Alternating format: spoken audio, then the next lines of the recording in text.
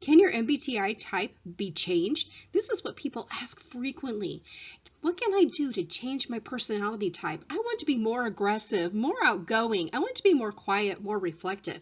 Just remember, though, that every personality type has strengths and weaknesses. There really isn't an ideal personality type. When we look at our personality type, we need to remember that it's almost inevitable at some point in your life you're going to wish you had a different personality. You may want to be more outgoing, more in tune with senses, more organized. Maybe you even prefer to be a little more resistant to that criticism. And not surprisingly, one of the most frequent questions people ask all the time is why? Why can't I change my personality type? Well, you know what? Changing your personality type really isn't that simple. There are things you can do. So let's look mostly, though, why do people want to change their personality type? Many times it's because of friends and family and even your social circles. Maybe somebody in your family has said, oh, I wish you were a little more outgoing, or why weren't you a little more forthcoming on that? Why didn't you tell me this? Why didn't you do that? Right? Or maybe your social circle is that way. Do you have somebody in your social circle that is just so in tune to everybody else that you wish you were that way? Professional, even work requirements. There are obligations in your professional life. There are times when you have to step outside of your personality type in order to meet the demands. We look at society in general. Although there are approximately 50% to 50% of that MBTI type that is introverted and extroverted, we're pretty much down the middle, right? People still prefer, and they'll say, wait a minute, why can't I be more this or more that? They want to be more extroverted, or maybe they want to be more introverted. It's really difficult sometimes when you are not what you want to be. So let's look at what we can do. So there are things that we can do to develop traits and habits that really are going to directly contradict our type or maybe even differ our type. So let me give you an example. One day I was telling somebody this, that when I asked my mother what I was like as a child, she said, silent. I thought that was interesting, but as I became an educator and a teacher, I realized I needed to be more extroverted. That doesn't mean that I've changed necessarily. I still need to get my energy from being alone. I read over 100 books a year. I am constantly on my own. I need to journal. I need to have that quiet reflection time. And when there's no downtime during a day or a 24-hour period, I feel completely expended and over-fried. Basically, just fried. So you need, though, to adapt in some ways.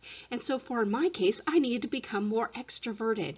And when we look at the characteristics, or we call these the facets, these are the facets related to extroversion. They're initiating, expressive, gregarious, active, even enthusiastic.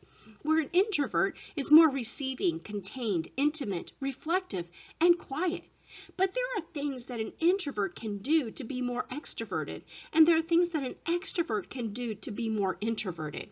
Let's look at one of these. How can an introvert be more initiating and become more extroverted in their style? One thing they can do is simply talk to strangers.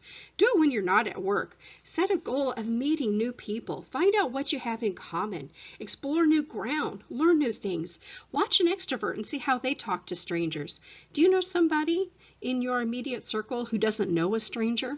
My husband's that way. I remember one time we went to Walmart and he was talking to the lady who was mixing some paint for us. And what does he say? Oh my gosh, you should come by for dinner sometime and see what this paint looks like on our wall. I was mortified. I could not believe he would do that. But you know what? He doesn't know a stranger because he's extroverted. He talks to everybody. Look around and see who else you know that's like that. You can also put out your hand. You know, there's a wonderful book calling about lean in. Make sure that you do lean in. Sit up to the table. Ask questions. Make sure that you make eye contact. Make the time more comfortable from other persons. Wrap up. Tell them what you're doing. Give them a summary of your life. Ask for a summary of theirs. Get to know people, initiate things, and remember important people or important things about people that you work for, work around, and work with. I like the idea of knowing 3 things about everyone and establishing these things that you can talk about with each person. Do you know somebody that you just can't discuss things with, that you don't really know well? Guess what? You can find something that you have in common with them. Sound open and relaxed. Did you know that extroverts tend to sound more open and relaxed? I remember one time walking away from a situation with my father, and he goes, well, that was a little stressful. And I thought, really? Well, he's extremely extroverted, and he makes friends everywhere. It never occurred to me that he was stressed by the situation, but he was. But he sounded very open. He sounded relaxed.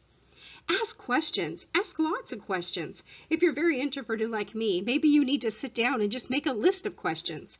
I do. I have a list of questions that I have carried around with me for many years, where I ask people specific things so that I can get to know them better, so that I can be, a little more extrovert in life. Like, what do you do for a living? What's your favorite holiday? Hey, what did you do on Saturday? Did you enjoy something? What are you reading right now? That's my favorite one because I like to collect books and I like to know what they're going to do. Hey, do you have children? How many children do you have? What school are they going to? There are a lot of questions. Make sure that you make a list of them and keep them on hand. Try gratitude. I love this one more than anything else, and simply communicating to people that you see them as important, that you have said thank you. Isn't that wonderful? You're celebrating something for them. You have learned, you have become visible to them because you have acknowledged who they are. How easy is that? When we look at developing traits and habits that even are in contradiction of our own personality type, there's a wonderful resource. This is one of my favorite, and this is where I got some of these information about the facets in order to become more initiating from an introvert to an extrovert. And it's called You, and it's simply being more effective in your personality type. So I'll include a link to this within the description of the video. But there are some wonderful strategies on how you can become more reliant on data, or maybe you want to be more casual or plan more. Maybe you're looking to be a little more logical or critical. Do you need to be more theoretical, or maybe you need to be more experiential and practical? There are all kinds of tips within this wonderful book that can help you to be more effective within your own personality type.